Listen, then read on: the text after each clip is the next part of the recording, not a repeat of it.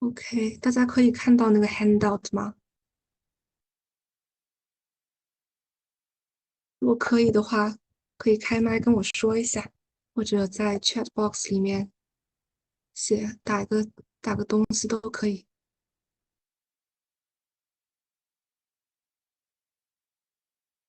No. So can everyone open the handout? Okay. Great. So I'll share my screen now.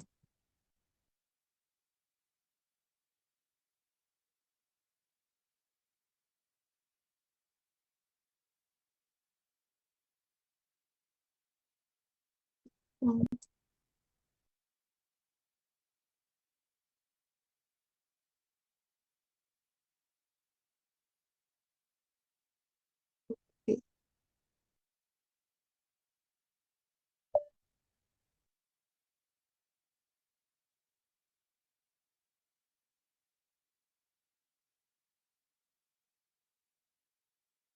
So can everyone see the screen? Yes. Okay. So today we're going to talk about academic writing. I'm sure you have written or read at least one academic article before.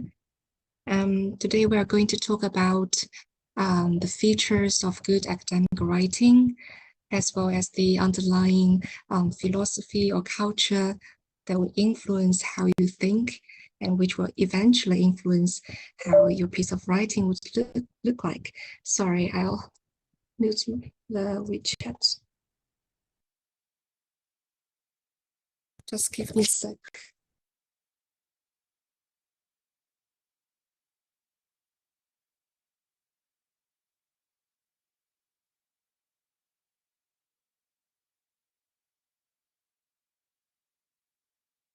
嗯，如果这个会议提早就是没有时间了的话，他们能不能就是再进来继续听呢？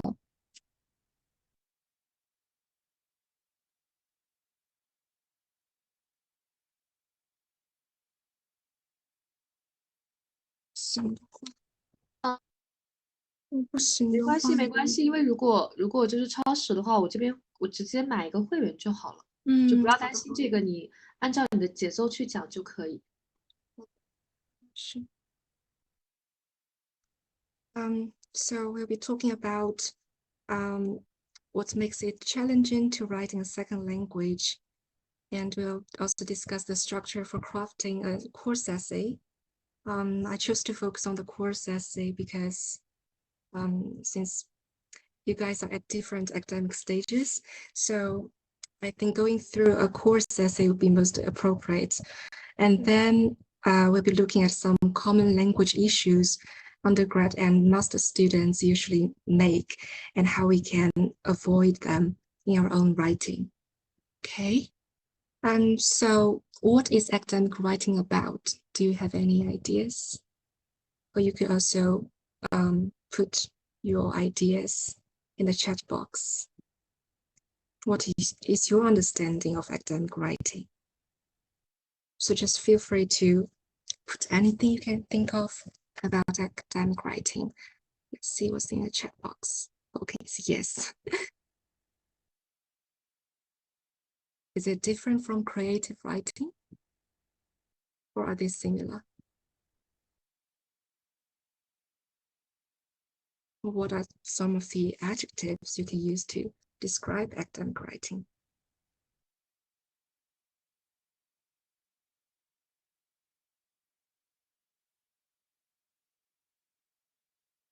Does anyone want to contribute? If not, let's have one of you. Zhang Yi, could you share your understanding? Just feel free to talk. Yeah, just I guess from my perspective, academic writing is very much different from creative writing. It needs a lot of training, and which also requires people to like write in a certain way, in a certain style, and to be more coherent, more coercive, like coherent, yes. And I guess it's just write in a more prudent way, not to make too many mistakes. Yeah, that's a very good answer, right? In a certain way, in a certain style, and we're gonna figure out what that certain way is and that certain style is. How about Lü Ruinan? Do you have any ideas?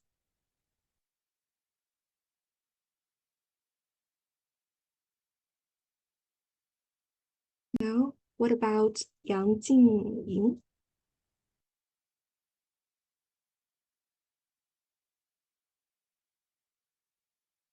Okay, perhaps you're a bit too shy. That's all right. So here is a very concise definition of academic writing or research in general.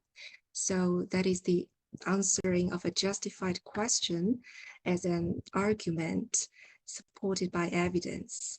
So as you can see, there are three key words here.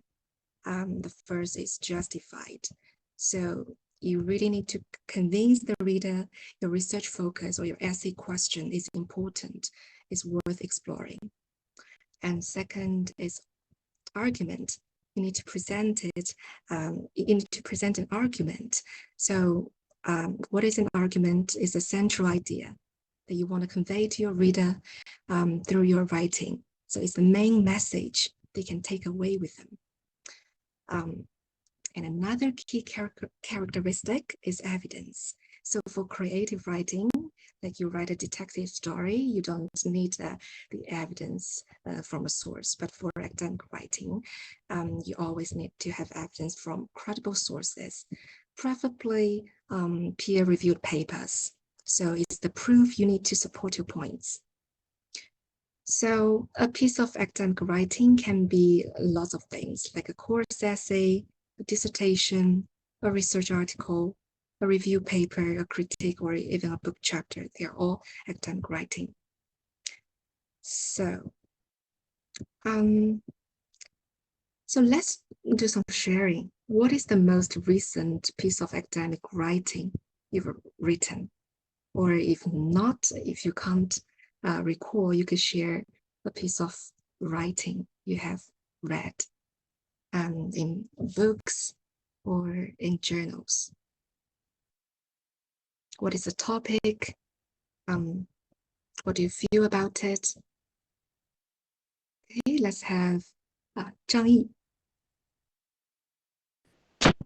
我是两篇课文就是写的很多，然后其实我觉得问题比较大，可能是课下线，是本科是在国内读嘛，然后就没有太多上海课下线的经验，像是我们这个课程的 program 就是教你去写这个学术写作，但是感觉写的没有让自己很满意。dissertation 的话，感觉之前说但是三岁我就一直是挺懵的。Okay, I heard some differences about dissertation and course essay, but the voice is a little bit muffy, so I didn't hear really clearly. But thank you, Zhang Yi. What about Lü Ruinan and Yang Jingyi? Do you have any ideas, or have you ever written one? If not, have you ever read one?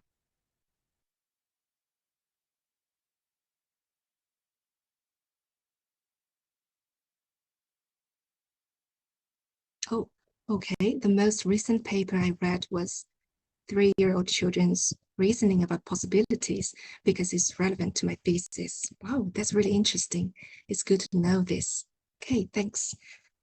So my next question would be, what makes a good piece of academic writing? Any ideas? You could put your answers in the chat box.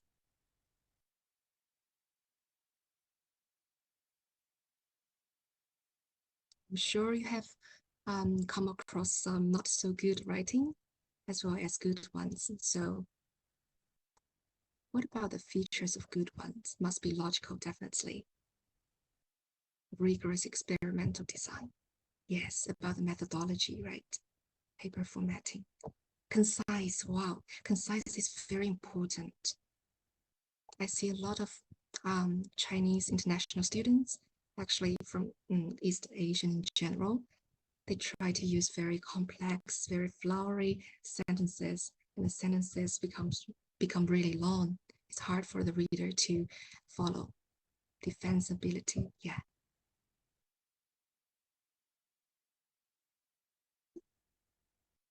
Good job. So I think we can loosely divide the criteria into these three main areas. And I think many of you have covered most of these areas. So, for example, for content, objectivity, that's a must because it's not your personal opinion. It shouldn't be one-sided as well. So you have to consider the counter argument. And intellectual rigor is your ability to think carefully and deeply when exploring ideas. Okay. Consistency of argument, that's also very important. You can bring opposing views, of course, but be careful when you try to phrase these counter arguments. You shouldn't contradict yourself. That's the important thing. Okay. Accuracy, critical thinking. So you shouldn't take others or your own ideas for granted. You need to evaluate them critically, and clear authorial stance. That's really important. That's your position or argument as a writer in your writing. Okay, so I'm not going to go through the structure and language part because I think they are quite self-evident. You can read these yourselves, and I'm sure they're also present in your marking criteria your tutor gave you. So my question for you is, do you think it is challenging to write in a second language? For us, it's English, right? Do you think it's challenging? Or do you think it's easy or just fine? What do you think? You can put your answers in the chat box.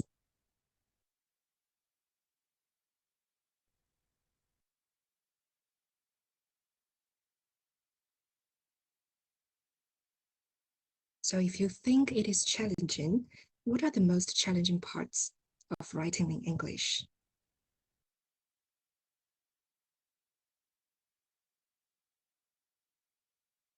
So why don't you just speak? Okay, I would say that writing in a second language is definitely difficult because like the statement, the word order is different, right? Like English or Korean, we have different word order. So you have to like have different thinking way. Is anybody has different has different opinion with me? Yeah, that's really important, right? The word order, the order of thinking is very important. I don't know how to organize it in the right words. Yeah, like you have the idea. It's very hard to put your ideas into words that the reader could comprehend. That's the difficult part. Okay? So now we are going to tackle one underlying difficulty faced by the so-called non-native English users. So let's look at this diagram. Has anyone seen this diagram before? What is this about?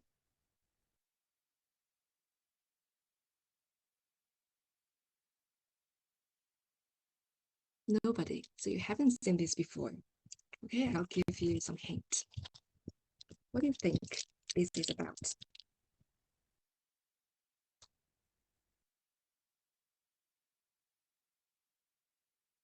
Logic? No. Okay. Yes, it's related to logic, definitely. So it's actually Kaplan's doodles. So Kaplan hypothesized that each culture has different logics and thought patterns. which are reflected in how its writers organize and develop paragraphs. So these are called cultural thought patterns. That's based on his own research and the Sapir-Whorf's hypothesis, the language influences thought. So those from the English-speaking context, their thought pattern is a straight line. Whereas those from East Asia, like China or Korea, they follow spiral thinking. So their product, their written product, would also be influenced by how they think. In other cultures, like Semitic, Romance cultures, they follow different patterns as well. But this hypothesis is not without criticisms. One such critique was raised by this person.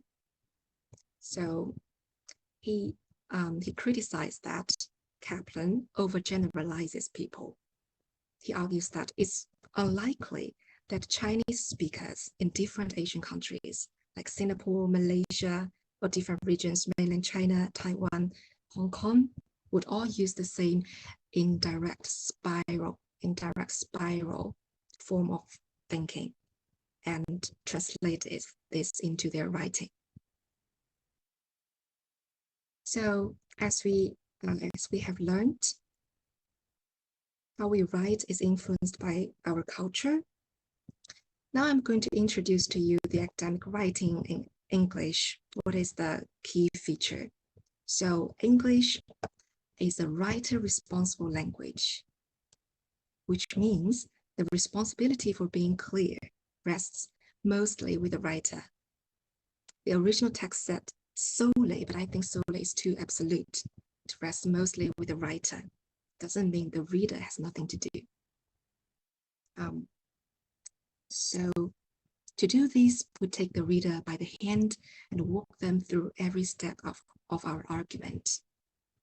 So that's the academic writing in English. But not all cultures share this preference. So I'm going to show you our culture, Mandarin Chinese. So as you can see, writing is like an onion in Mandarin Chinese.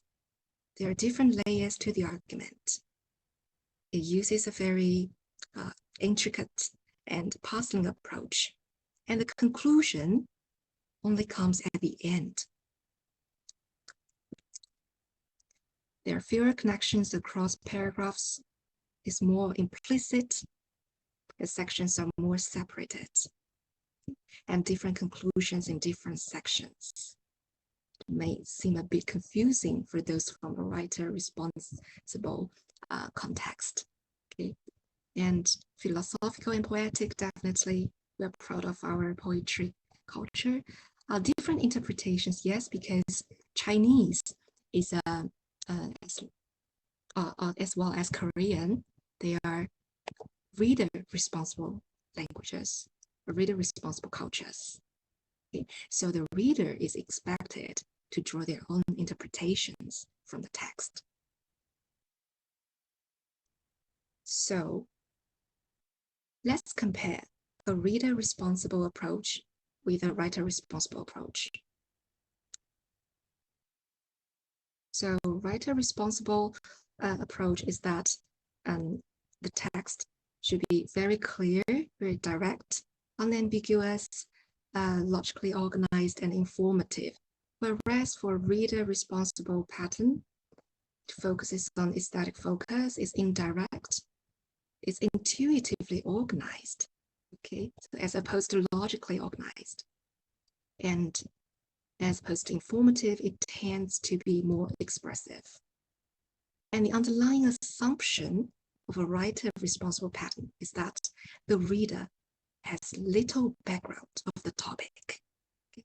So when you write a course essay and hand it to your tutor, you assume that your tutor knows a lot. Actually, when you write, you should assume the reader knows very little about the topic. Okay. Whereas for a reader-responsible approach, it assumes that the reader has a very high degree of background knowledge, for shared background knowledge with the writer. Okay?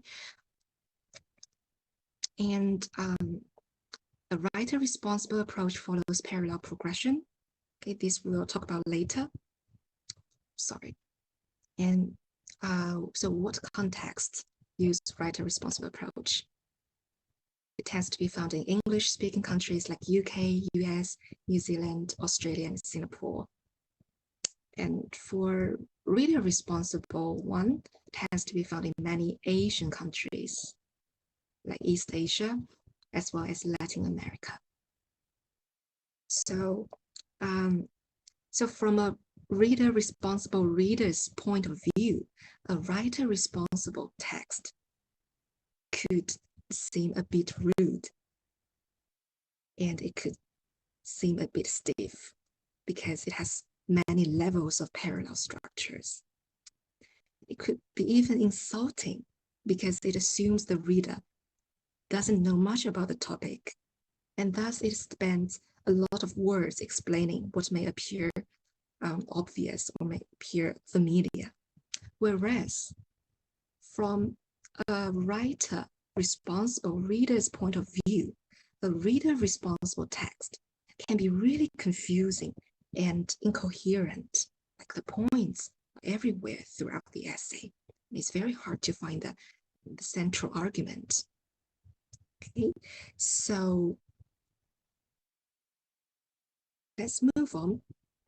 In a writer-responsible writing, the key logic is usually from old information to new information. I'm not sure if you have learned this before, but we can discuss this together. So as you begin a sentence, you have to prepare your readers for new and therefore important information. So how do you do that? You give your readers a familiar context first to help them move from the more familiar to the less familiar, from the known to the unknown. And Williams also compares this way of writing to good teaching practice. So he argues that a good teacher would teach us something new. A teacher will always try to connect something we already know to whatever new information we are trying to learn. Okay, so a teacher may enter the classroom saying, this is what you learned in the previous lesson. And building on that, what we're going to learn today is blah, blah, blah. So if you think of yourself as a teacher when writing, you'll be more likely to have your reader in mind. And you'll try to guide them step by step. Okay. And now we can do a practice to get a sense of what it means to move from old information to new information. So you can refer to the handout I sent in the group chat or the screen, or my screen, because the words are big enough for you to see them. Okay. So there are 4 sentences. Which sentence do you prefer? And what are the problems with the other 3 sentences? Okay, so I'll give you 1 minute to do this task.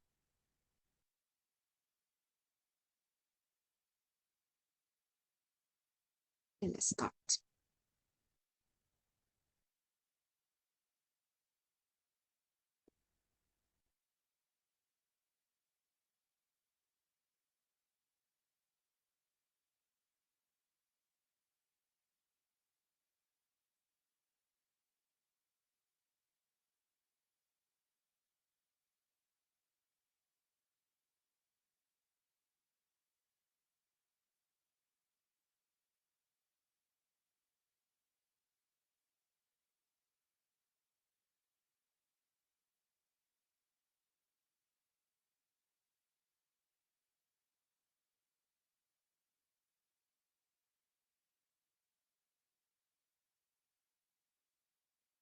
If you're finished, you could put your answers in the chat. Which sentence do you prefer? Sentence 1, sentence 2, 3, or 4? Okay, time's up. Let's see what you have.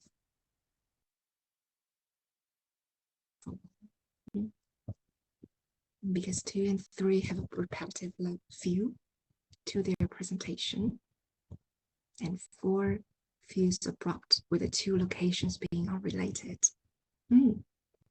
Great. Do you agree with your friend? Yes, 陶老师. I want to see that I was born in Beijing, the capital of China. Just like combine the 2 sentences together.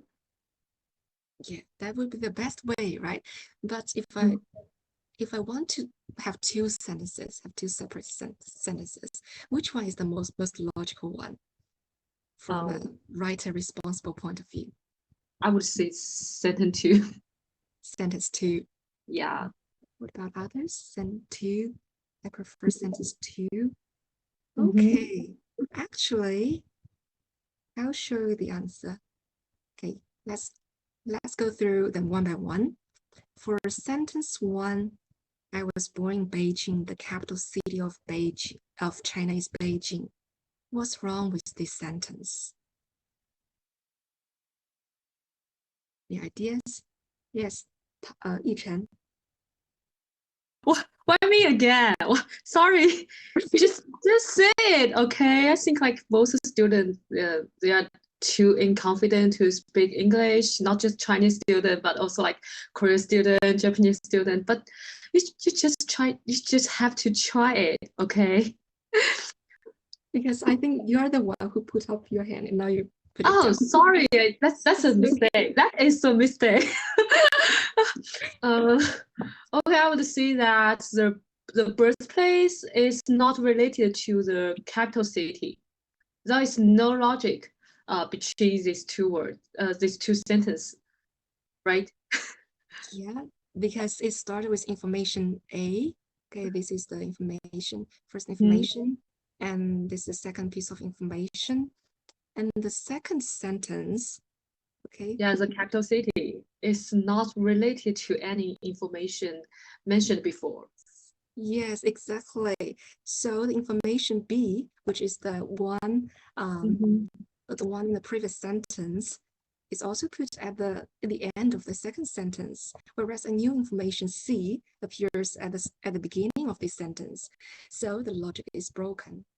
Okay, oh my God, I am a TOEFL teacher, okay? So I always emphasize the logic of the whole paper to my students. So please, others, please answer questions, okay? Don't let me answer those questions. Yeah, I think the logic of the entire paper is more important, but yeah, but we just want to guide through the students from the very basic things. Sentence is redundant as it repeats the same information twice. Okay, I think Liu Atney, you're talking about number 3, right? You guys have done a great job. Number 2 is the best sentence because it starts with information A, and with information B again, it starts with a B and end with a C. It's very logical. Okay, they connect together. And for 3, I was born in Beijing. Beijing is my birthplace. It's redundant. That's a very good word. It's actually from old information to old information, right? So your reader is going to get really bored if you keep writing old information. Number 4, I was born in Beijing. Shanghai is a modern city in China. What's wrong with number 4? 4 feels abrupt with the 2 locations being unrelated. Very good. Very good, Jingying. Yes. Again, there's a break in the logic. That's actually from new information to new information, right? So the reader may wonder, why do you subtly mention Shanghai? How is it related to Beijing? Okay, so the best is number 2. And all the remaining 3 have their own faults. Okay. You've done a great job. Actually, the idea of going from old information to new information does not only apply to the sentence level. It also applies to the paragraph level and the essay level. So from information A to B, from B to C, and so on and so forth. So similarly, this paragraph ends with information B. It ends with information B, and the next paragraph starts with information B, okay, which makes it more logic. Okay. Now we're going to do another task. So in your handout, or maybe on my screen, I think that's big enough. You could see two excerpts. They're about the same topic. It's part of an essay responding to the prompt, why do young people study abroad? And the preceding paragraph, which is the paragraph just before it, is about various perspectives of globalization.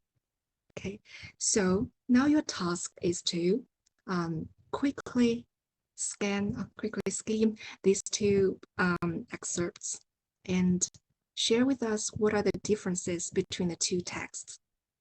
Which text is easier to follow, in your opinion? Okay, so you have 2 minutes to read them and think about the question. There we go.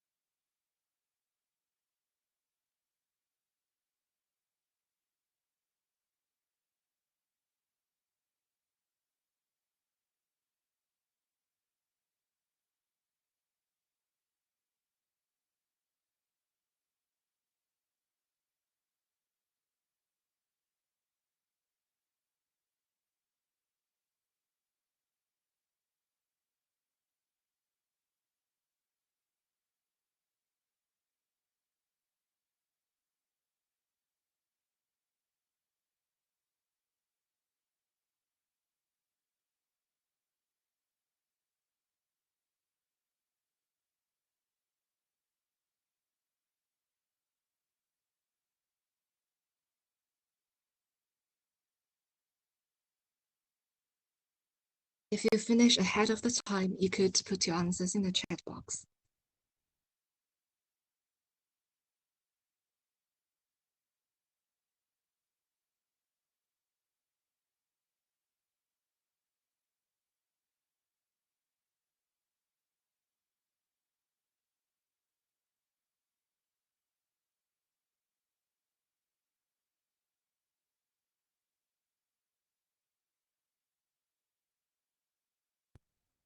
Okay, time's up. So what are the differences between the two texts? And, or maybe you could answer which one is easier to follow. Okay, remember now you are a writer responsible person, okay? So you think from that perspective, which text is easier to follow? Let's see, the second one is shorter. The differences between the two texts are mainly in the order of the words and the use of transition words. So one is easier to follow because it provides more signals for the reader to understand the flow of the argument. Wow, perfect. It's slightly more reader-friendly and easier to follow than text 2. Okay, you use the word slightly, might be because excerpt 1 also has some areas that can be improved, right?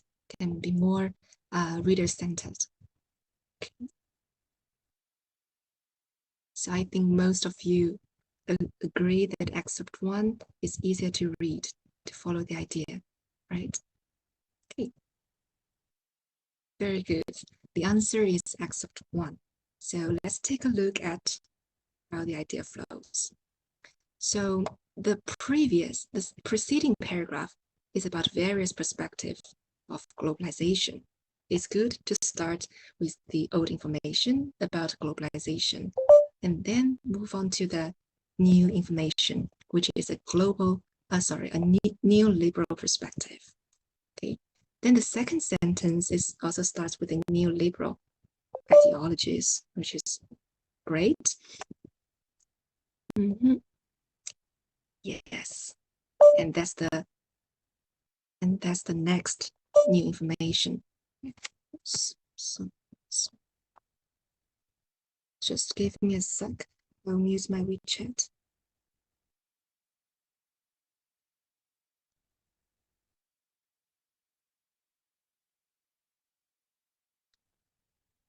Hopefully you can still see my screen. But the issue is here. Okay. Did you see this? Higher education institutions in most blah blah have become part of these global markets. So here is the issue, right?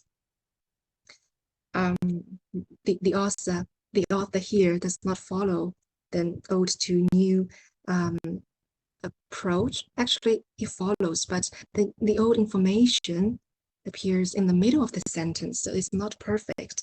I think it's because the student find it hard to restructure the sentence, to move the old information to the front by converting it into a passive voice sentence.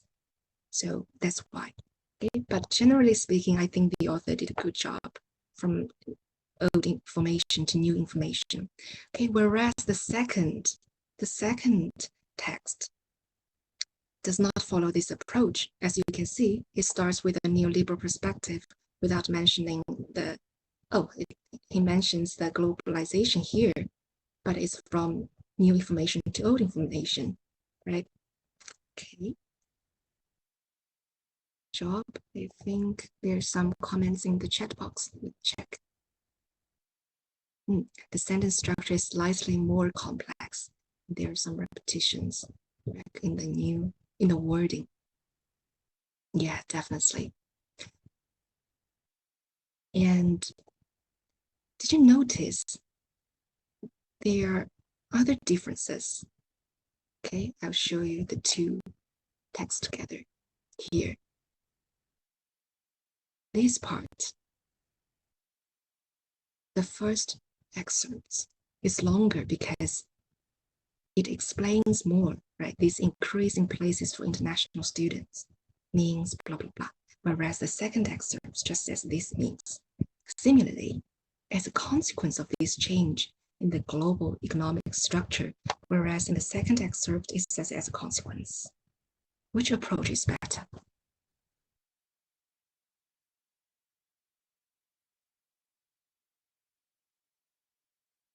Or both work? Which one do you prefer? Do you prefer to explain this part, like to repeat what you have said in the previous sentence? Or you just say this means blah, blah, blah?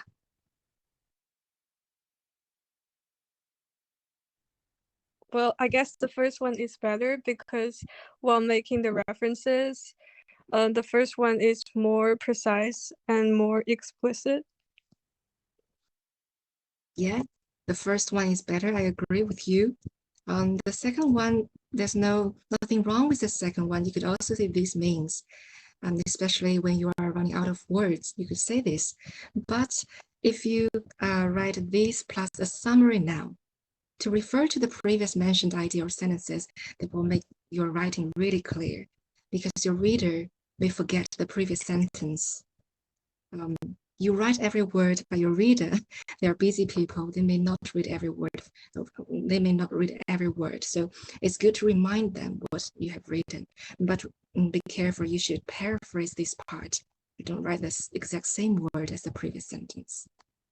See, oh, sorry, not this one. You paraphrase this part. Similarly, as a consequence, what is the consequence? You should use synonyms to explain the same idea. Okay, very good. Let's move on to, so let's talk about the structure, the macro level structure of academic writing. So be it a dissertation or a course essay, they follow the same macro structure from broader context, from very broad context to your specific focus. And here's the body.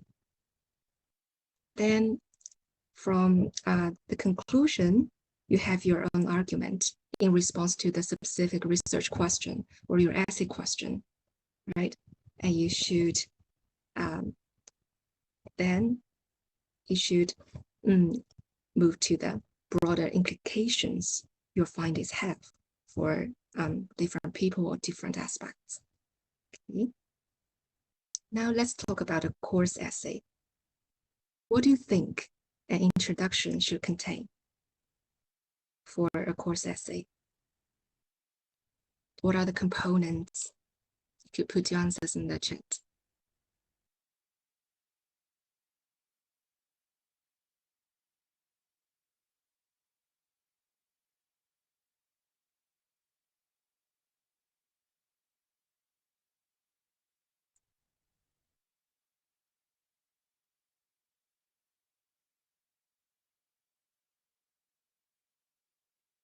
Any ideas? What are the components of an introduction?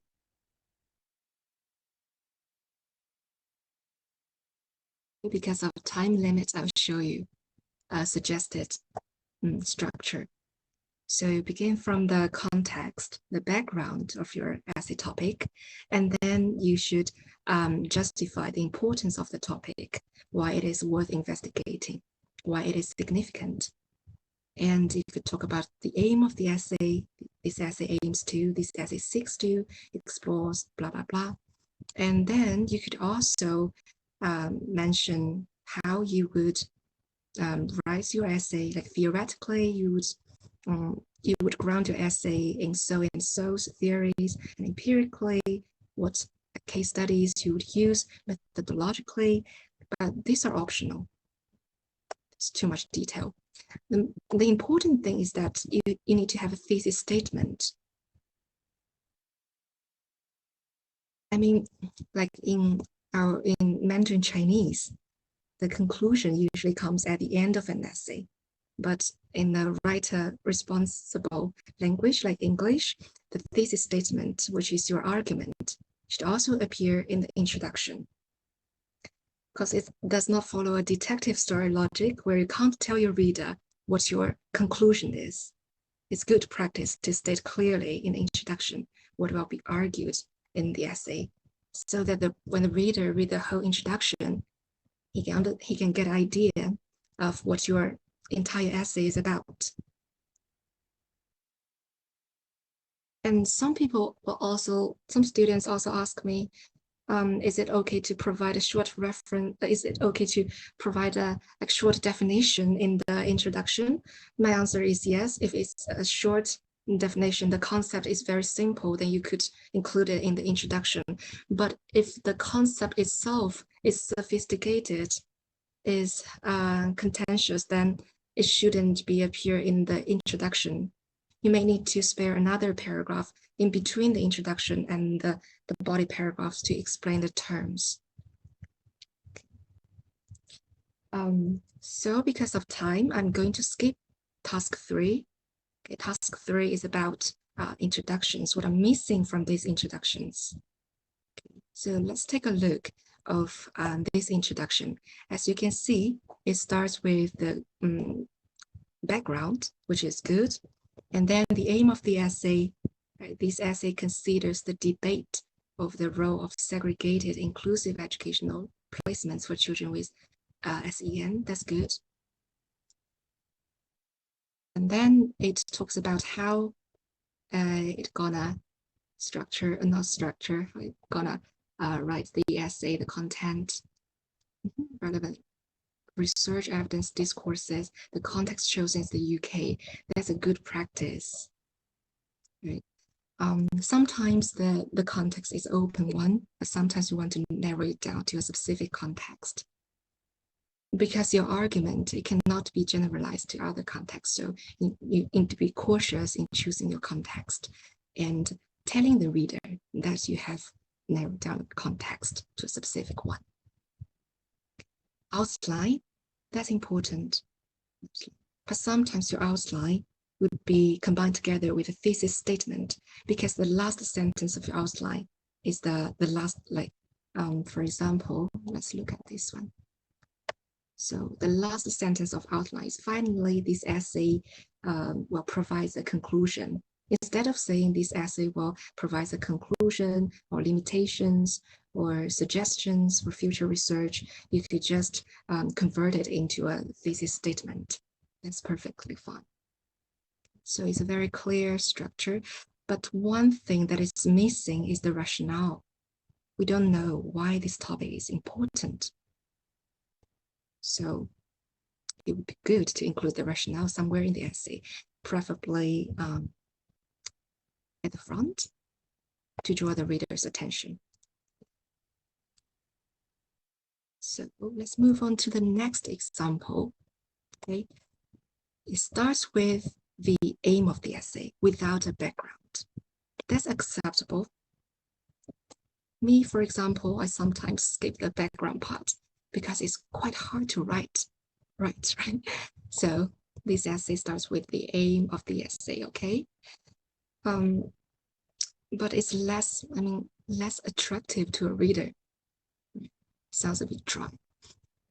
Then it moves on to talking about the outline. Moves to the outline of the essay.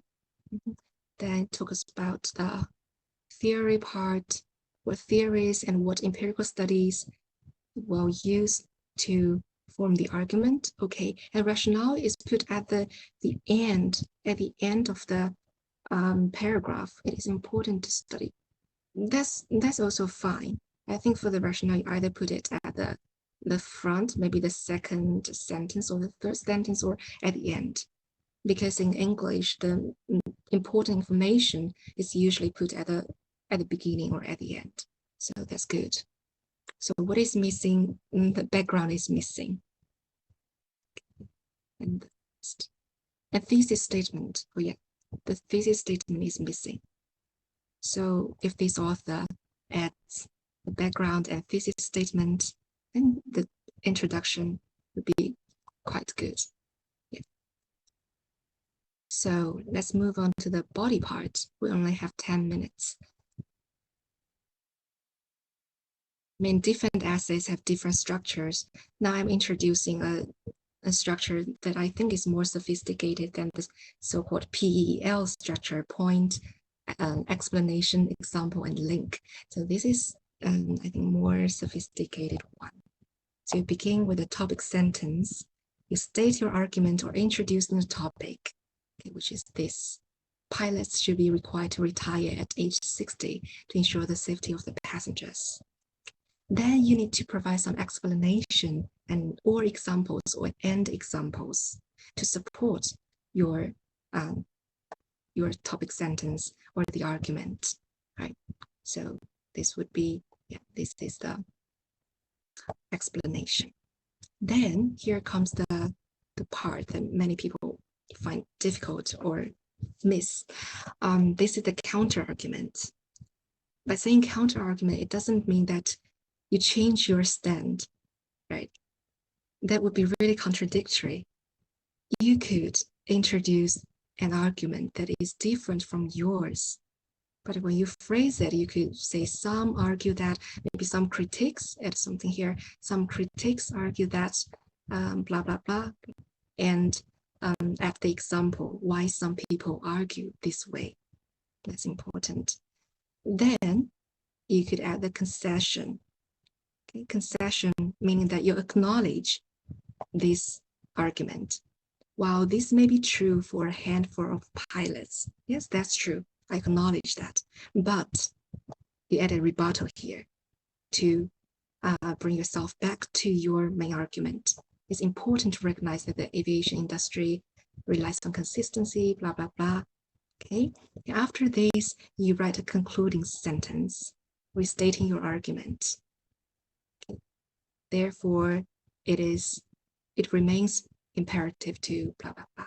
Okay, but excerpt 5 is not an academic writing, but I cannot find an academic writing that fit into this structure. That's why I chose this one. Okay. And conclusion, it usually contains this. It's quite straightforward, a summary of main points.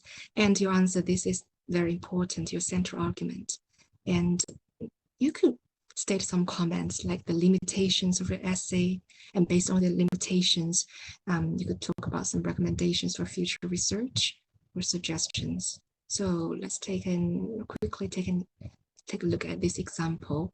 Okay, summary of main points. Answer to the question, right? This essay argues that, and then some comment. Okay, nevertheless, caution is to be taken, blah, blah, blah. Thus, future research could. Okay, that is the good structure of the conclusion. Do I still have time to continue, or should I stop? Should I wrap up this session, or can I continue? It may take about 15 or 15 minutes. I'm buying the VIP membership now. So oh, don't really? worry. So yeah, don't worry about the time limit, okay? Okay, thank you. So we finished the conclusion. So what do you usually do after you finish the first draft?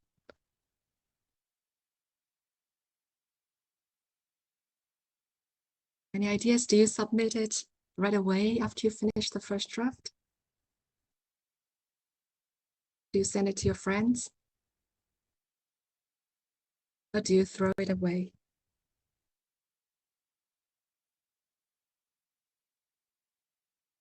So let's have a new friend. Shuai Siming, what do you do usually? Or what do you usually do after you finish the first draft?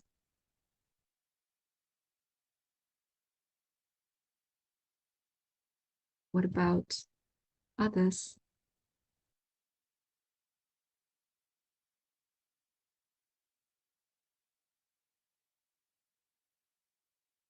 Okay, so I think usually we do some editing, right?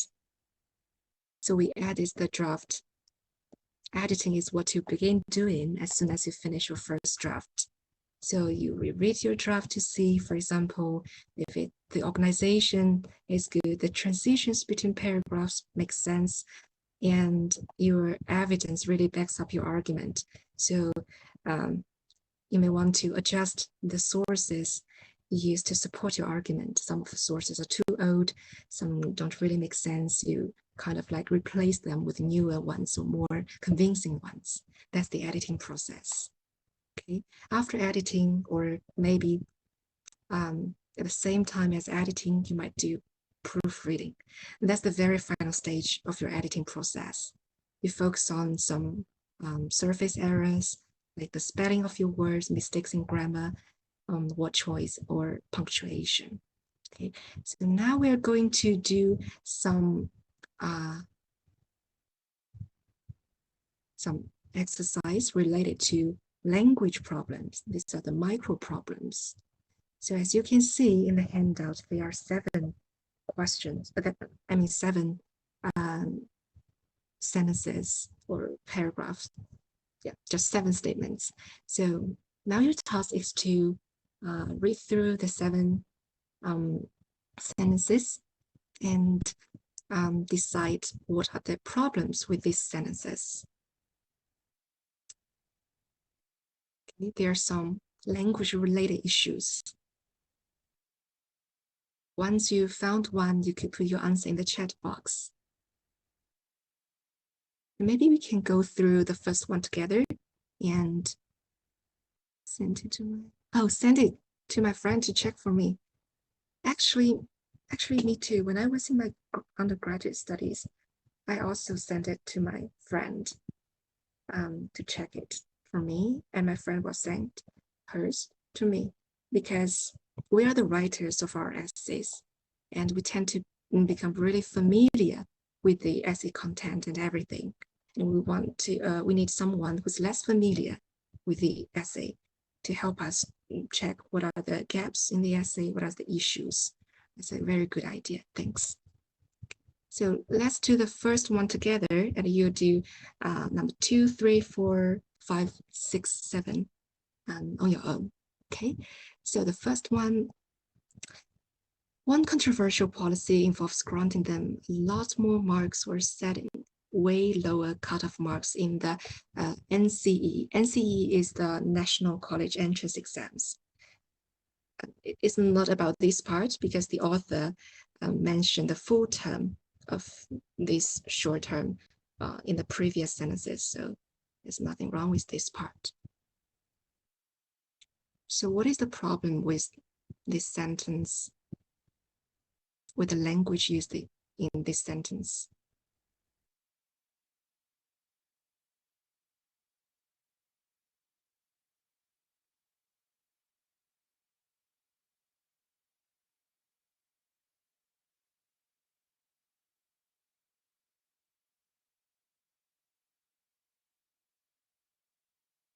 Any ideas?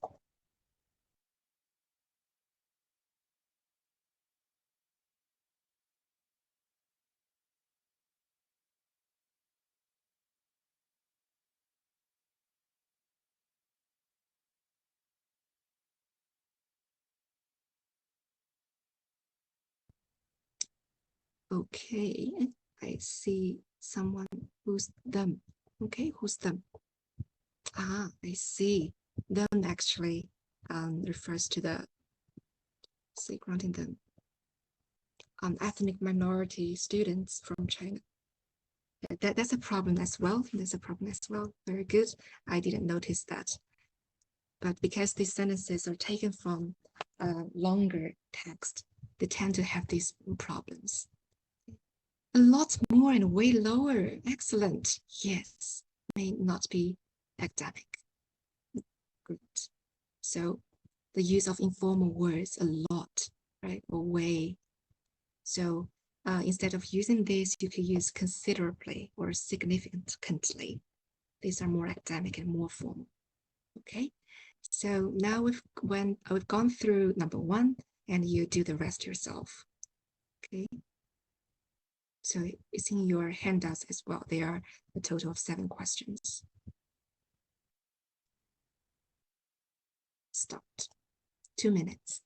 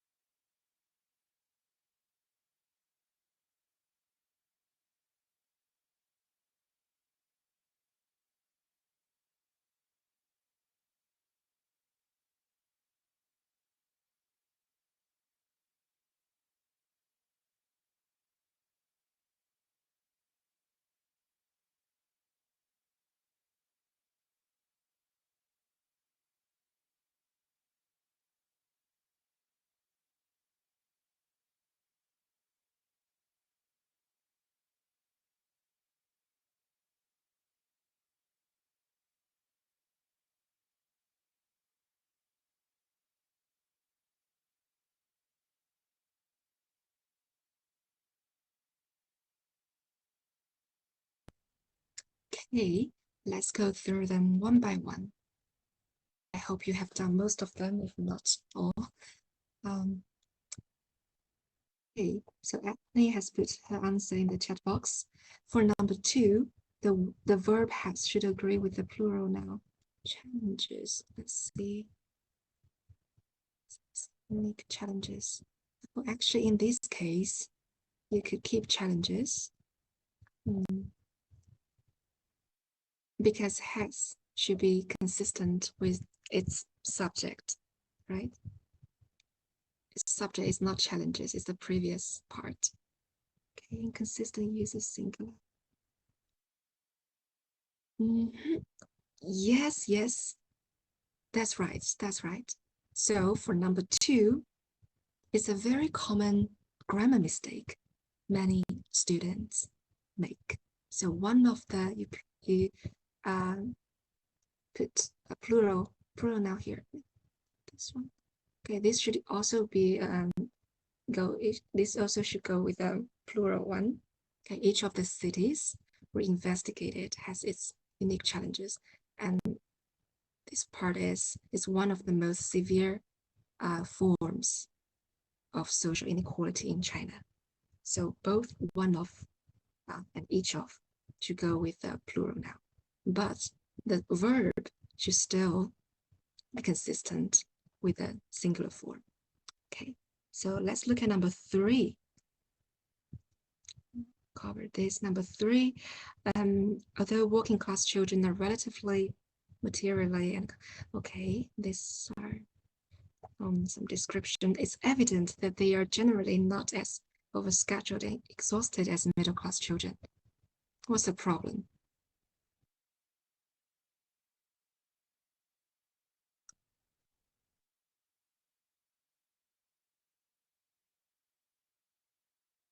The problem lies here.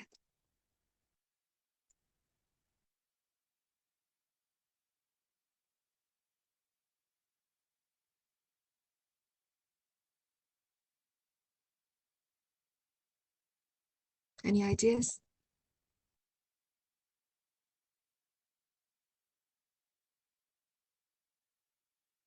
Okay, that's fine. I'll show you this one. Oh, it is? Yes, it is. So the use of contractive forms. I mean, you might have seen some authors using contractive forms in their writing and their works got published. But generally speaking, academic writing, you should try to use the full term, the full form. It is and they are.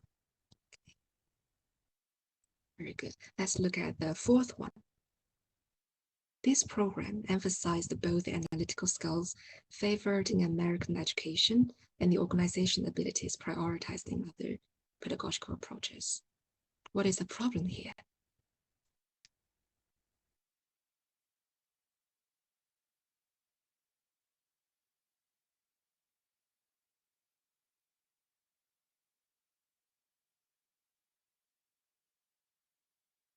It's related to the spelling.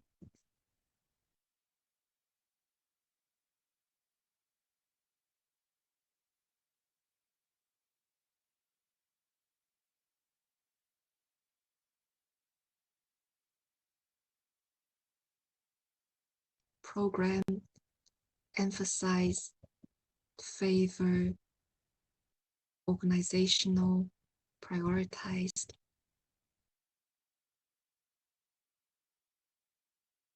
So what is the problem here?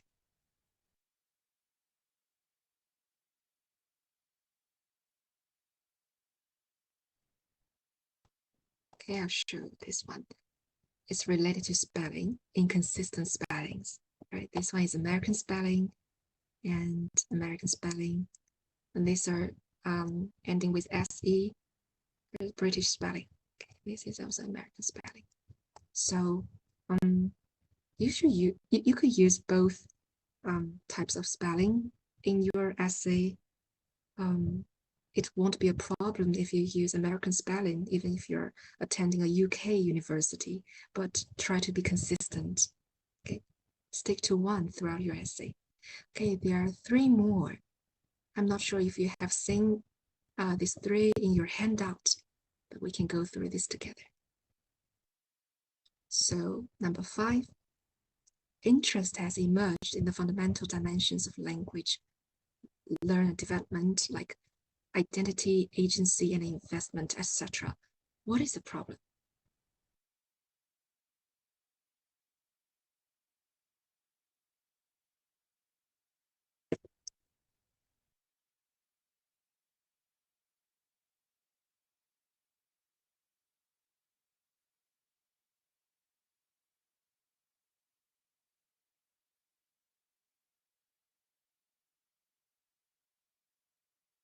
Do you often write like, etc.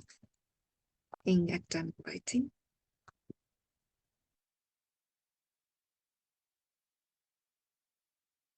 So this is actually vague expressions. Okay, you could try to use such as or including. So try to give specific examples rather than leaving the reader to imagine what the other examples are. Or the reader might think, oh, the author forget this. He forgets the other items. Okay, you use etc. a lot. All right. It's not a big issue, but it would be better to not write like that's very informal and etc. Put instead of this, you could put such as. Okay.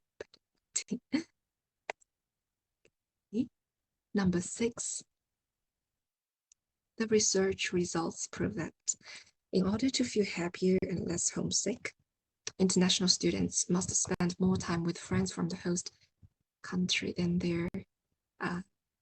those from their home countries. What's the problem? What's the main problem with this sentence?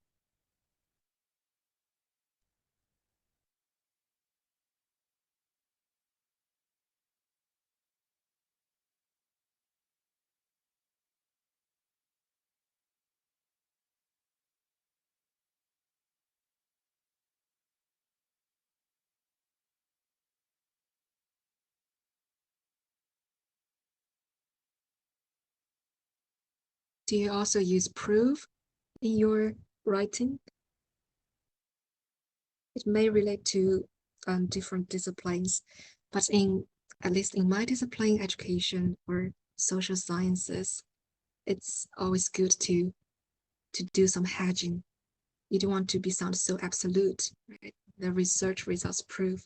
You could use other words like indicate, suggest. And for this one, international students must spend more time. Does the research really say must? I think the researcher himself would also use some hedging, right, to make his claims less absolute. So you could say international students may benefit from spending more time. Okay, let's look at the very last one. It's a long bulk, right? What's the problem with this one, with number 7?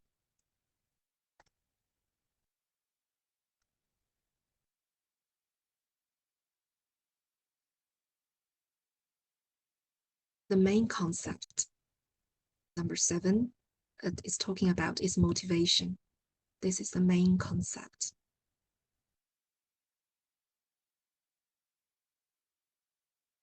So let's figure out what other words the author used to replace or to paraphrase this concept.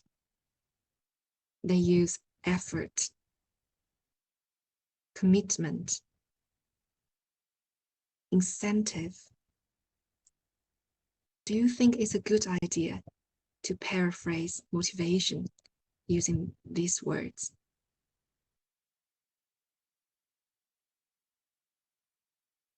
No, because motivation, it is a key word. It is the main concept of your essay. If you use other words, there might be some different nuance the differences between motivation and incentive, right? Unless you explicitly define what incentive is and its relation to motivation, you can't paraphrase the main concept here. So these are the 7 questions we have gone through today. And some books about academic writing I used. During my undergrad, I used this book because I'm an education studies student, though I'm no longer an education studies student anymore. And The Elements of Style is also a very good book. And English for writing research papers. There's a series of these books.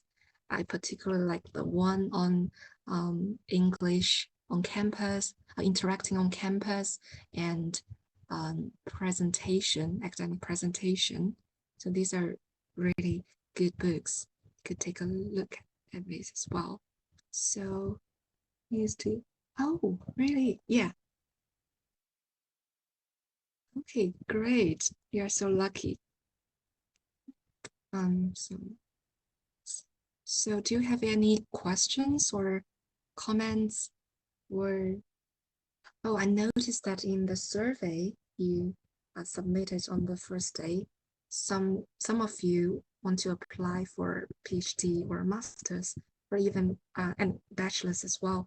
So if you have any questions about application, I would be more than happy to help you to answer your questions, because I'm still fresh about the procedures.